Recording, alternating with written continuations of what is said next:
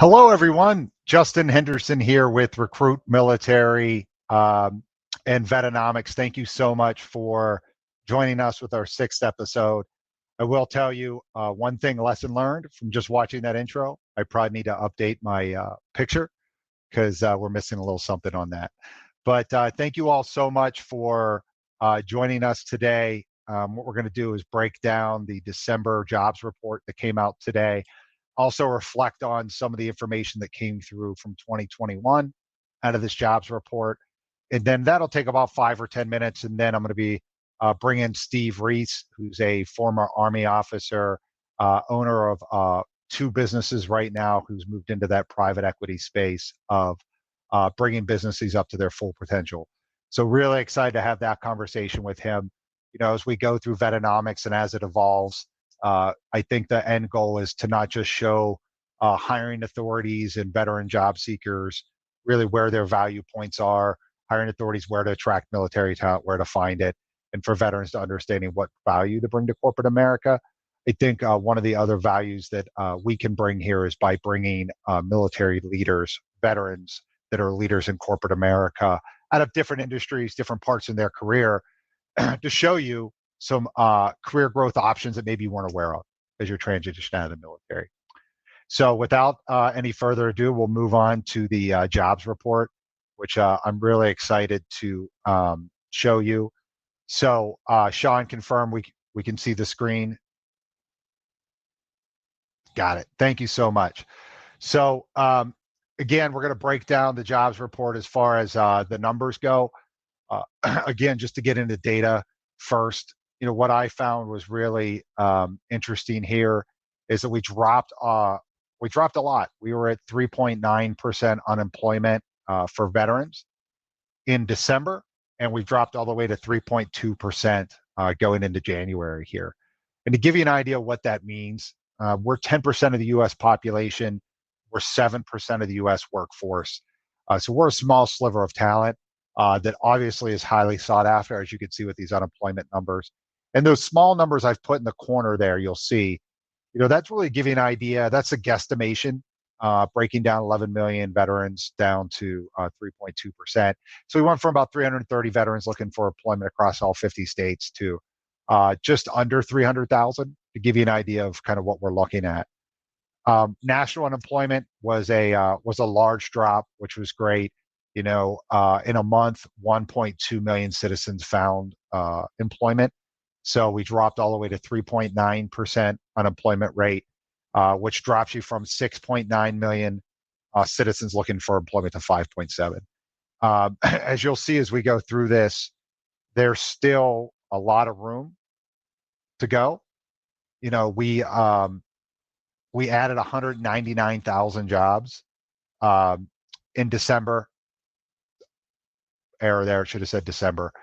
And what that did was that brought a monthly average of 536,000 jobs being added to the economy every month in 2021, which is a huge number that could only be accomplished by a huge fall in employment in March, April of 2020. So we're still playing catch up. Our labor participation rate went up 0.1%. For those that are new to the show, labor participation plays a key role in understanding how the economy is performing. As healthcare increases and the ability to have a long life after work, that labor participation rate will start to go down. Some more developed economies, Sweden, Norway, will have 78, 75% labor participation rates, where we fall February 2020, we're at 63.3. So that should be our target to get back to the 63 plus. Which means we have about 1.5 points to bring in, which equates to about 4.5 million citizens still looking for employment. Now, if you do that with the number of citizens looking for employment to another openings, I believe the number I saw in openings was just over 7 million roles right now. So we still have a huge delta of not enough citizens in the United States looking for employment for roles. And also, not only that, as we go into the next slide, we'll talk about whether those even job seekers even have the skill sets that the hiring authorities are looking for, that creative destruction economy. So to break down where the jobs were, which was really interesting because if you recall, COVID made us go from a service-based economy, hotels, restaurants, amusement parks, movie theaters, entertain me, to a product-based economy because we couldn't go do those things. So buying a lot of things, which would, as you see, month over month, we're noticing. We have 43,000 professional services roles added last month. We're still down 35,000 from March of 2020. 8,000 new manufacturing roles added, still down 219. That, I will tell you, was probably the biggest surprise to me. What we're doing here over at RecruitMilitary and Bradley Morris, we get a lot of, more than ever in my 15 years of doing this, I have more companies calling us saying, hey, we need help.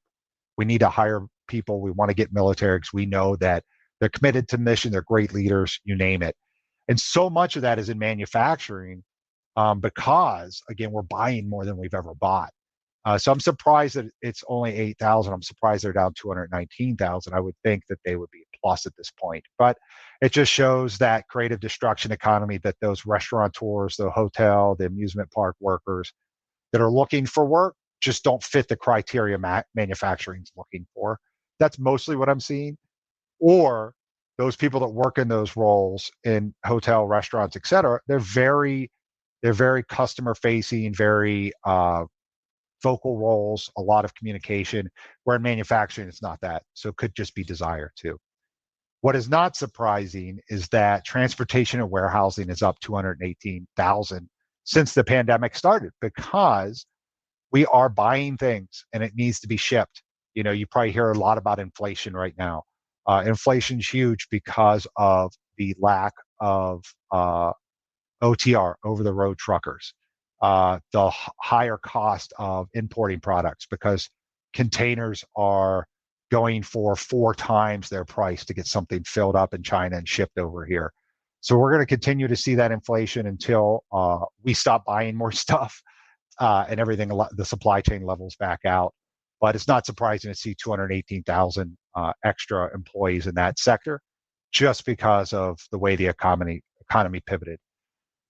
22,000 in construction. That was kind of interesting in December. You don't expect construction to do a lot of hiring in the winter, but that shows you that we do have a heavy industry there. Residential's booming like crazy through the migration, the great migration that's happening, people moving, remote work like myself, because I work from home.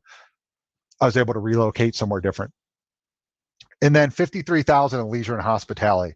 That's a positive thing. Now, that'll be totally different when we look at next month's because of Omicron. You may see a flattening, but then it'll pop right back up again. So we're still down 2.6 million employees, or sorry, down 1.2 million employees in that sector. Again, because we're still in that buy market. But I think the economy is going to shift as spring hits and we really get outdoors more. I think those numbers are going to go up pretty steadily.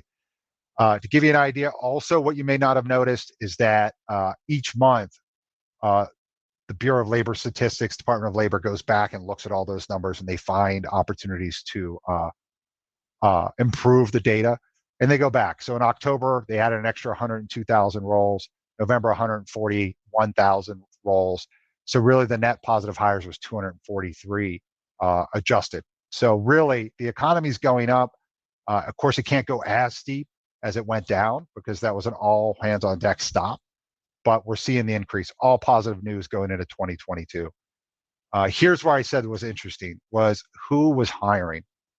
Construction and manufacturing was doing their best. Transportation, warehouses is doing it. Business, but literally the leisure and hospitality. That when I'm looking as an economist going, is the country moving back to what it used to be, a service-based economy? When I see those numbers go up, the business, professional services, leisure and economy, hospitality, that lets me know we are. But when you see manufacturing and transportation lead the way, that lets you know we're still in that product-based economy. So again, I know it's a lot of data I throw at you in a quick time, but it's because I'm excited to get Steve on the line here and have that conversation. So if you have any questions about the data I'm running through, please put it in the comments. Sean Simmons, our producer, is manning the that comment section now. And if there's anything that he thinks is worth us addressing on the fly now, he'll just drop it in and I'll address that. If not, at the end of this conversation, I'll go to those comments and look. So here's the fun part. We've gotten through all the numbers. Now we get to talk to Steve Reis. I know Steve personally because Steve worked with us for about a year. He was an account executive, like what I've been doing for the last 16 years. Steve originally from Florida. He went to the Citadel, graduated, joined the U.S. Army as an infantry officer, 82nd Airborne, and ended up going to Afghanistan and earned the rank of captain before he left. He worked for us about a year. I'm excited to talk about how that helped impact his true career growth, where he's been the last few years. But what he ended up doing is he got connected with a B school friend, Danny Fields, that are now business partners. And the two of them set a goal of acquiring businesses. After about 2 years of searching, right, failure creates opportunity sometimes, they found Holland Supply Company. And it's a value-added distributor of natural gas and utility products. And actually, Danny and Steve found another organization, Utility Solutions Group, last year. Steve and his wife, Natalie, and their daughter, Olivia, live in Hilliard, Ohio. 2 12-year-old dogs. That's great. And yeah, I'm excited to have you on the call today, Steve. So if you could, with no further ado, Steve Reis, get you on camera, bud. Hi, thanks for having me. Can you guys hear me okay? Yep. Lima Charlie, as we used to say back in the day. Yeah. So thank you so much for spending a few minutes to talk to everybody today. You know, what I think is so valuable about your experience is you're an Army officer who transitioned, found out what he didn't want to do, pointed himself at, hey, this is really where I want to drive my career, and been very successful. And I thought what would be great is that, you know, you can leverage that experience to really kind of talk to both audiences here. And what I mean by both audiences, we have veteran job seekers looking for employment that are looking for advice of, hey, how do I create value? Yep. How do I get myself in front of the right company? How do I know what job's right for me, what industry, what company? And then you have hiring authorities, operational leaders like yourself, human resource, talent acquisition, recruiting, and helping them better understand the value of military. So, you know, if you could, quick, anything that I missed about your introduction, and then anything that you think would be a good starting point of this conversation about your military civilian career. Sure. Yeah, I think 2 things that we could just start with.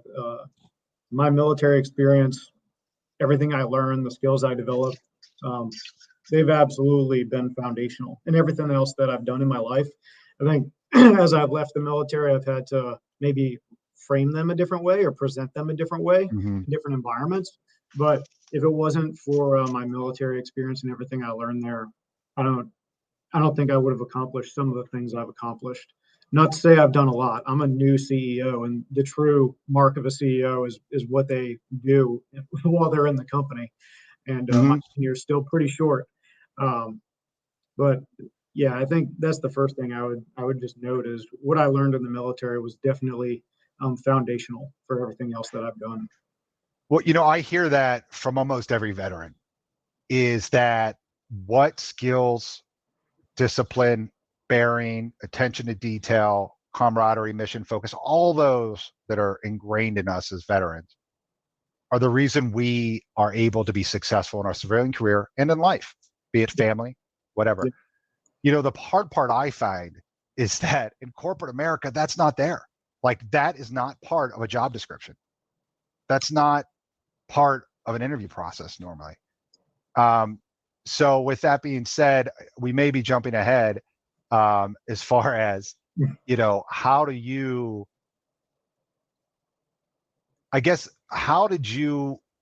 internalize those experiences, and how were you able to understand how to leverage them in the right spot?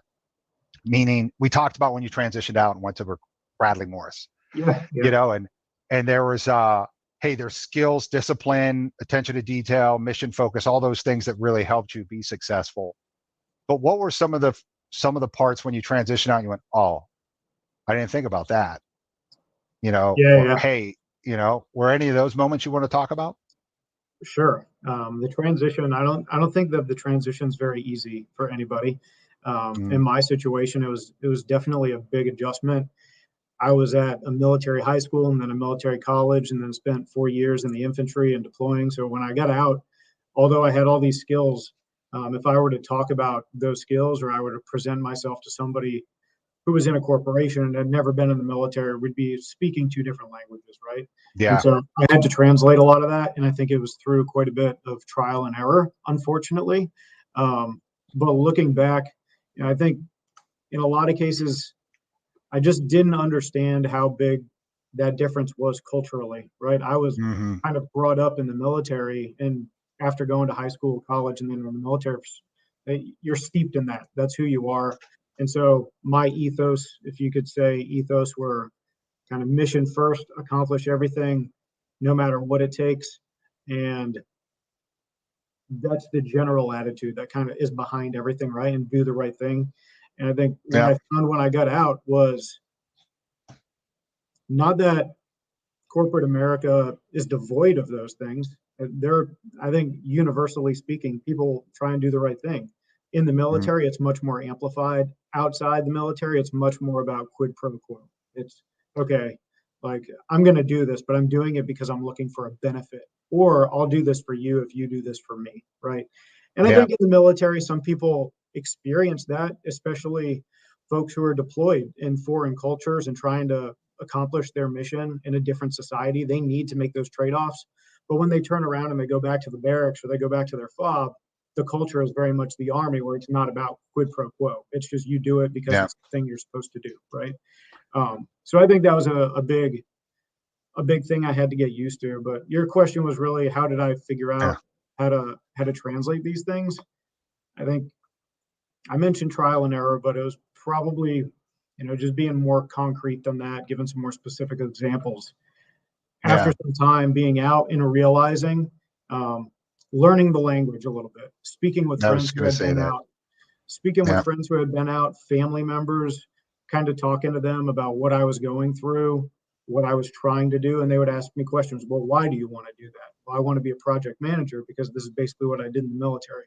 Okay, Yeah. well, there are a lot of other things you can do. And we had really good conversations where they basically helped me assimilate.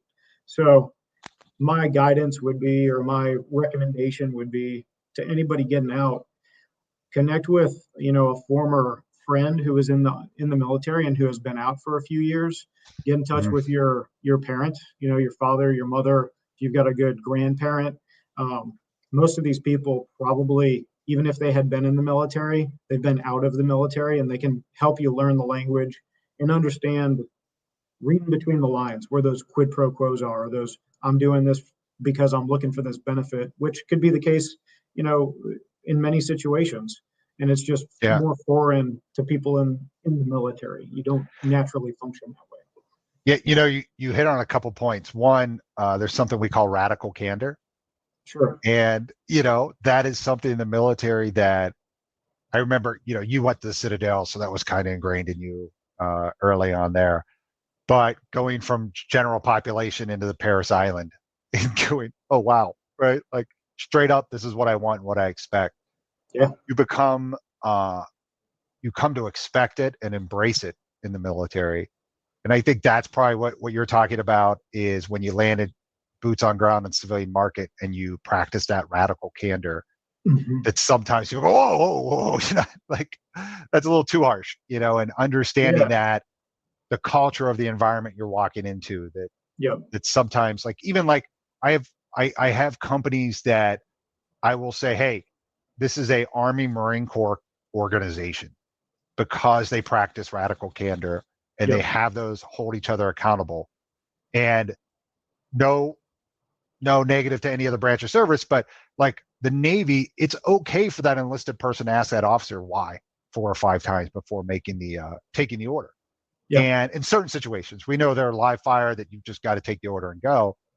And if you put the wrong person in the culture, you put that Marine infantry officer or that Army infantry officer in a culture that's all about questioning every decision. brain explodes, right? So Sure. it's knowing exactly what culture you're looking for, Yeah. and understanding the culture you're going into is phenomenal. And another thing too, you mentioned finding mentors, older people that have walked that path before. Maybe somebody that got out a year before you. Yeah. I think that's tremendous because, especially on the leadership side, if you're an infantry combat arms officer, you are taught to believe in your decision making so much because you have to, right? When you're in a combat decision, you have to have that fortitude of, yep, this is what we're going to do, and I have the confidence to move forward. And I believe in your transition, sometimes that confidence can almost get in your way. So having somebody that you respect and you trust that's more seasoned than you in that situation, I think will help you in the long run. So I think that's phenomenal points. Yeah, I agree. One more thing. Good. Of the things I learned in the military, in unique situation for me, when I was going over to Afghanistan, the mission there was really the Green Beret mission. It was, we need to get on the ground and develop relationships with the locals. And that's how we're going to eventually win, is developing relationships. So there weren't enough Green Beret teams to do all that in an entire country. They took the strategic areas, and then they actually rolled out some classes to platoon leaders like me in our platoons to help us learn what that insurgency mission's about. And it's really about that relationship building piece, Yep. understanding what other people need. And I think when I first got out of the military, I was much more the lockstep. I'm an infantry officer, mission first. When I look back though, and I think about, I did spend that time in Afghanistan. I did put those things to use. And I feel like I was always trying to figure out how to build those relationships on the ground with the locals and understand what motivated them. And once I understood that, I could more adeptly kind of deal with that person or that situation, right? When I think back across my time since I've been out of the military, it was that skill set that's helped me the most. It was not, hey, write a mission, follow orders as you're supposed to. It was much more like the emotional IQ, relationship building. Let me understand this person's motivations. That way I can deal with them, right? And I think maybe I just drew a real stark contrast, like all leaders in the military are just rank and file, when that's not the case. But just hear me out. Like there is that difference. And for sure, those lessons I learned from those Green Beret teams and had to use on the ground, they've really come to help me a lot in my civilian career. Well, that power influence, one thing I've learned as I get older in years is that life really is about relationships. Sure. Personally, professionally, and as a leader, it's so much about relationships. One of the things we talk about is because I hear a lot from corporate America that, hey, that military officer's too rigid. They even like you alluded to, hey, you were a little bit, but they forget that so much of that time in Afghanistan was just what you did. You go through, push the bad guys out of a village, and then you have to come back and win over the village elders. You have to let them know that we did it for you, for the betterment of you and your family. And that skill set transferred over to a team in corporate America, and having that caring and those skill sets you learned of active listening and understanding pain points of your team and finding ways to help them grow is so significant in corporate America. I think now more than ever, with dealing with the strains that are going on here societally with COVID and politically, whatever, that having a leader that can listen and truly wants you to do well, not just in your job to make them better, not a pro leader, but right? Hey, not that if you do something for me, I'll do something, but that true leader that says, no, hey, I'm mission focused. I want us all to win, because at the end, I want a high five. One thing you mentioned too, that I want any combat arms professionals that are listening to, is don't undervalue that ability of influence, because that, like for sales, when you talk, you're a CEO that goes out on sales calls, right? You are there to assist because as a leader, you care about the mission, you care about the team, and closing that deals provides revenue protection for your entire family that work at your companies. But that ability to actively listen, understand pain points, and come up with creative solutions, that was developed in Afghanistan. Would you agree with that? is that a valid statement to say that that experience helped you as a more active listener? Yeah. That's where I learned that for sure. Yeah. Absolutely. So combat arms officers, military police, infantry, enlisted, you've learned a valuable skill set that on your resume isn't usually highlighted. And I want you all to think about that when you're interviewing, where you're looking at jobs. Did you enjoy that influence? Did you enjoy that relationship? Because what some people will find, you might be a sales guy, right? If you love coming up with creative solutions, and maybe you need to check out business development or sales. And then you also talked about project management. And I think that's a huge one that it's just natural as an officer, right? Hey, I manage projects. I did the planning, organizing resources to execute the plan, led the plan through execution, control performance against plan, all those good things that make you a good project manager. But what's the one thing that's different in civilian world? In a project manager, you sit at a desk. You're behind a computer all day. Yeah. As a combat arms officer, do you want that? No. You want to be with your team. Most guys don't, no. So and the lesson there is you don't need to do exactly what you did in the military outside the military. It's an opportunity for you to really discover new strengths and do something new that you're interested in and excited about. It's your first time where you get to pick where you live. Yeah. And what you're going to do for a long time, depending on how long you serve. So you've purchased companies, you've hired employees. Is there any advice that you have for any hiring authorities that may be targeting military and trying to figure out, hey, how come I can't get anybody to apply to my jobs, or how come I just can't see value in the people I'm talking to? Any advice on what you're doing over at your organizations to kind of build a better, profile of candidate to target, job description, anything that you have that you think would be helpful for our audience? Yeah. Generally, without going into military versus non-military, generally,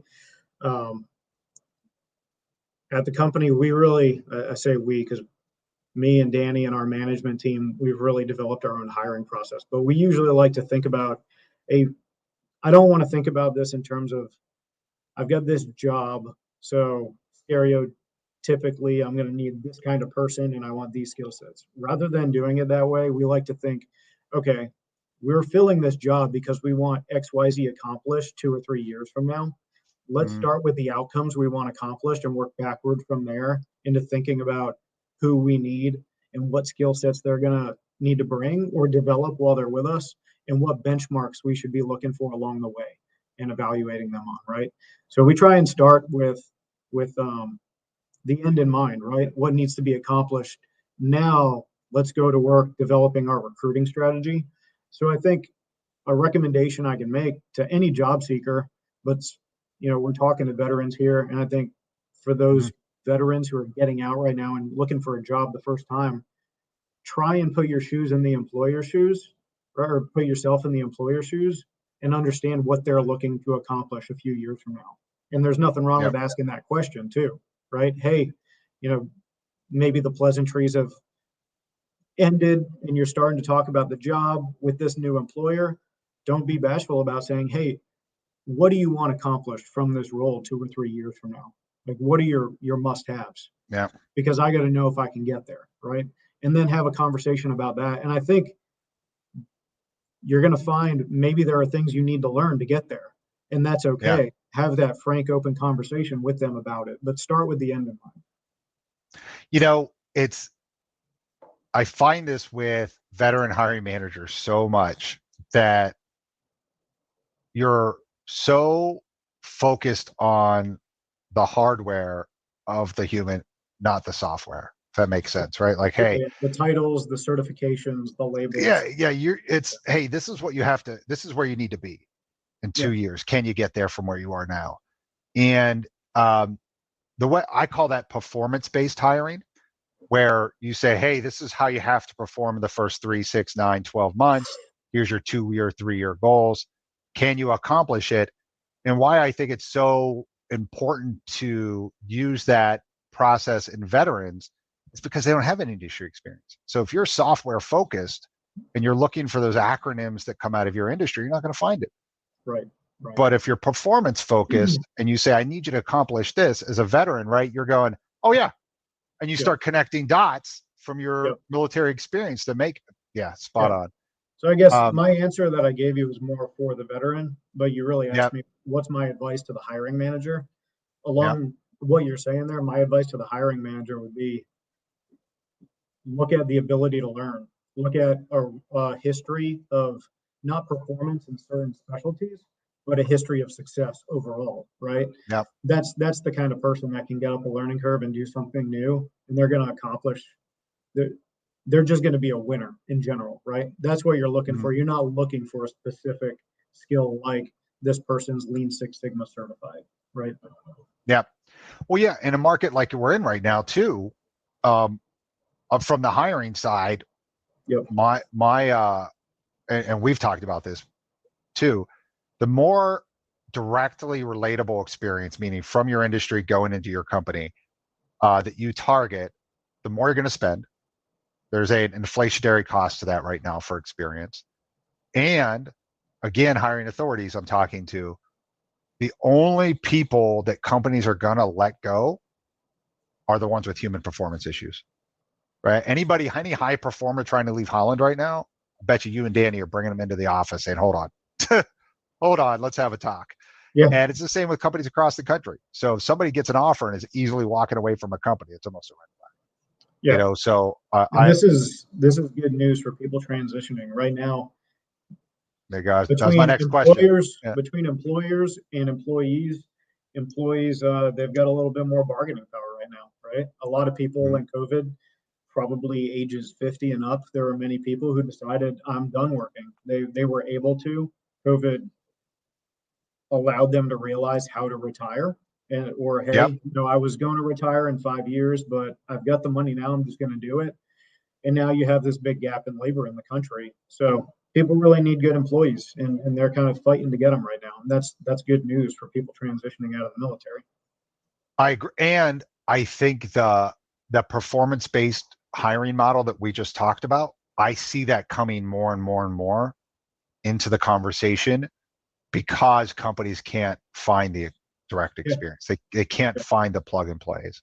Yeah. In a lot of cases, you can't. In our company, I absolutely cannot go out and find somebody who, like for our technician roles, I cannot go out and find somebody. Well, maybe I could, but the probability of me finding somebody who can do the exact job I need them to do in our workshop as a technician is probably lower than 1%. And it's because we're in a really niche industry, and we've spent a lot of time developing our own training curriculum so we can train people when they come in to what we need them to do. Now, that's just one example. That's not every role in the business, but I think when you get to the technical competencies, be they IT or hands-on mechanical or electrical, I think that's pretty common in a lot of specialized companies. The management really has to make it a priority to develop training programs and teach people, because you're not going to be able to find them. It'll be very costly and time consuming to do it. Yeah, spot on. Talking about trade labor, moving from that service-based economy to the product-based economy is going right through the trades. Yep. And right now we have 630,000 citizens enrolled in internships, apprenticeships for trades.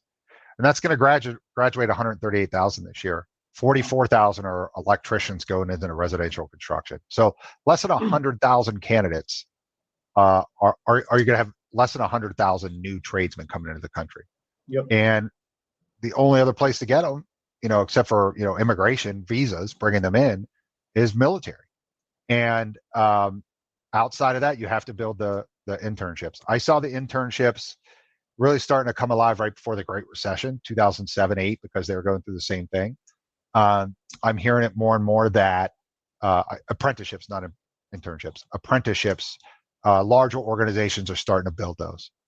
And I think it's great for people like Steve's company and other organizations. Your infantry or motor, I was motor T, I was a truck driver, just driving trucks wasn't for me. That internship is the way to go, because you have all the discipline, the operating safely, mission focused, all that horsepower. You just need the software uploaded. So if you're infantry or you're in an MOS that you don't want to follow in your civilian career, and you want to work with your hands, I'm telling you, those mechanical, electrical, electronic apprenticeships or education programs are phenomenal right now. I have an enlisted electrician's mate with an electrical engineering degree a few months ago get offered an electrical engineering role and an electrician role. He took the electrician role. Really? Because he made more money, had the ability to do overtime if he wanted to make more money. Yeah. I didn't have to sign anything, right? You have to write his name on drawings and any of that. So that pivot has really swung. I mean, I think another part of that you would think you're telling the story because everybody would think he's going to take the engineer role, right? But yeah, the other part of that is I bet that person also had a part of the electrician job that he liked because it was more hands-on and physical than sitting behind a computer and designing electrical and engineering systems, sitting down behind that screen for a long time every day. A lot of people really like to get out and do the physical trades, including a lot of my technicians. They really like that. And the problem solving. Yeah. That's great. I'll never forget 19 or 20 years old working at a manufacturing plant, part of Sony, because I was in the reserves, and seeing the engineers walk past the plant. And I said, I want to be them one day. And the person beside me had 2 bachelor's degrees. It said, why? Yeah. All I wanted was the money, right? I wanted the promotion, the money. And then when she walked me through what they did, said, do you want to do that? I said, no. Okay. So focus on so I think you're right. The same thing is, hey, do you want to sit in front of a computer all day? Do you want to be out in the field? Yeah. Do you want to lead a team? Do you want to be an individual contributor, right? Like sales. Combat arms officers are great in sales, but once they start doing sales and realize they're just left hand clapping the right hand, right? You're not celebrating with the team. Sure. Sometimes they leave because they enjoy that team atmosphere. And there's no one right answer here. It's just about what you enjoy and what you'd like to do. And on those in the trades, I think it was probably the case 20, 30 years ago. Well, maybe even 10 years ago, 10, 20 years ago, where they couldn't make the same money as that electrical engineer, right? But today, there's a deficit. There aren't enough tradespeople, and they do make really great money now. That's commensurate with the office roles. You know what? We skipped over a part earlier that when you and I are preparing for this conversation, you brought up that I wanted to follow back to was, you said that you want to do your research not just on what position you want, not just what company, but what industry. Yep. Right? I don't know if going into oil and gas this year will give you the growth potential that going into solar or hydrogen or those things. So any advice on that? Anything you want to talk to there? Yep. And everybody on here, transitioning veterans, a lot of you guys, you have been to school, you have a degree, or you've been taking some classes. So I think this is just going to be more of an basic econ refresher for most people. Yep. But it's really simple, right? If you get into an industry that's growing and offers something new and needed and valuable to the world, then that is going to really bring the money for you, right, over the long term. And I think that's half of the equation. So the first thing there, though, is do some research. Get on the search engines, do research about growth rates in different industries, see what the top line revenue growth rates are. Look at, how many companies there are in that industry.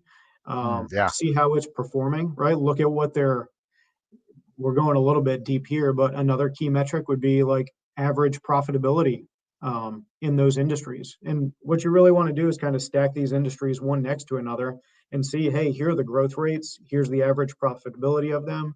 Here's the number of firms that are new and getting started in each one over the years. Look at it for the last 10, 15 years.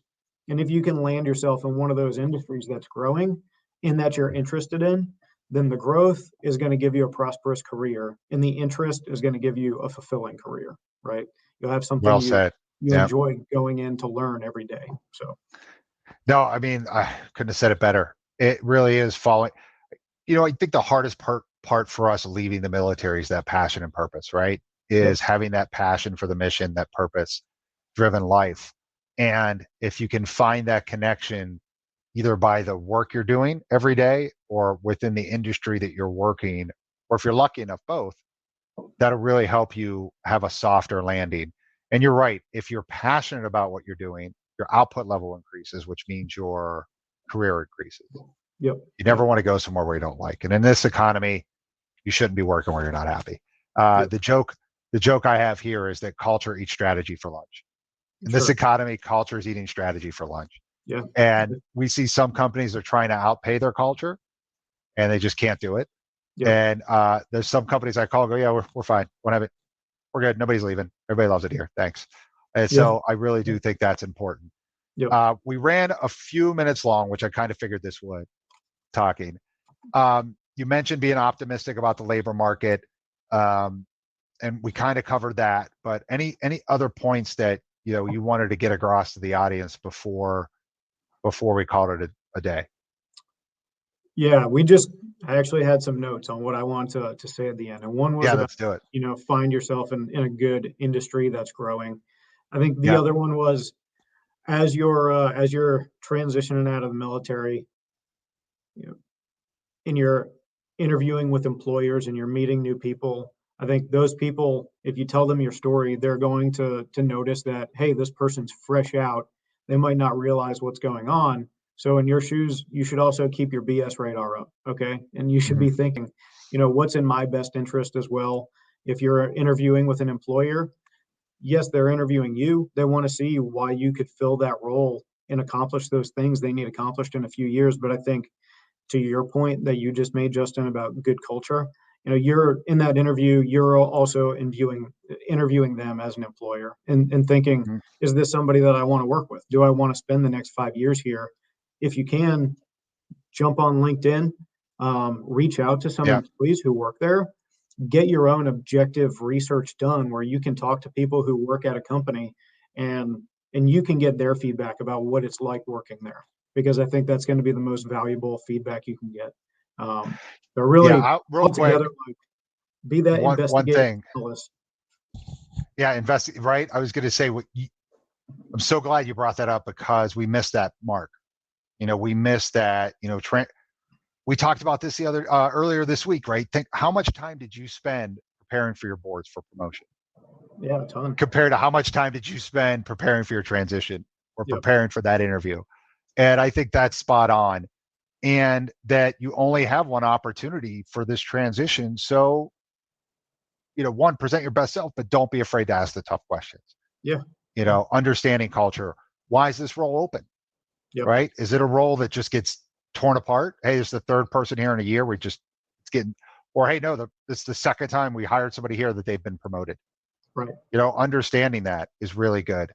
And the other one you said too that really resonated is I don't think we can talk about enough is there's an inherent trust between veterans. And as you're starting your transition, you said it, LinkedIn, transition's a contact sport. Start connecting with people on LinkedIn that served or pounded the same sand, right? That you have some commonalities with. Find people that are in organizations that you want to work for or industries you're interested in learning about and asking them questions. I think that's all great. All really, really good content. Outside of that, I think that's all I had. Was there anything? I know I cut you off right there at the investing. Was there anything else? No, nothing. It's been great joining for a couple minutes. I hope this discussion helps some folks out, and thanks for having me. Yeah, no, thanks for for joining us, and it was great to catch up with you. I'm seeing comments here flying through off Facebook and LinkedIn, so we'll jump off and tackle those. But yeah, thanks again, Steve. Everybody that's listening, by the way, shameless plug, Steve is hiring. You can hop on his LinkedIn, send him a message, and he'll do his best to reply in a timely manner. But I had to give you a plug because you gave me your time. So appreciate it. Thank you. Yeah, man. Thank you so much. Have a good one. Everybody have a great weekend. Thanks for joining us. Bye. Bye.